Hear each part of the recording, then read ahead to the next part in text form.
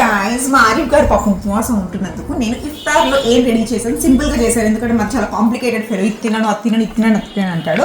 So ఇదేంటి అంటే సాయంత్రం కొంచెం సరదాగా తినడానికి రగడా చేశాను. స్మోకీ రగడా. ఇది పానీపూరిలో తినొచ్చు, లేదంటే ఎలా తినాలో కూడా నేను చూపిస్తాను. అలాగే పానీపూరి అయితే బయట నుంచి తెచ్చాను. బెండకాయ కూర చేశాను, పరాటాలు, అండ్ దీనికోసం ఇదంతా డెకరేషన్ అన్నమాట. ఇది నేను చేసిన గ్రీన్ చట్నీ. ఎంత కావాలో అంత ఎవరి ప్లేట్ లో కావాలంటే వాళ్ళు వేసుకోవచ్చు. ఫస్ట్ చాట్ ఇదిగోండి.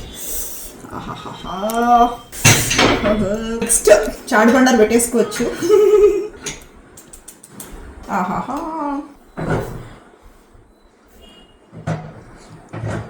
సూపర్గా కుదిరింది. అరే గారు మీరు తిన్నారా?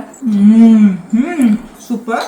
అసలు పానీపూరి చేద్దామని అనుకోలేదు, చాట్ చేశా కాబట్టి టకా పుదీనా కొత్తిమీర గ్రైండ్ చేసి వాటర్ చేసేసుకుని పూరీలు ఉంటే చేసేసుకుంటున్నాం అనమాట.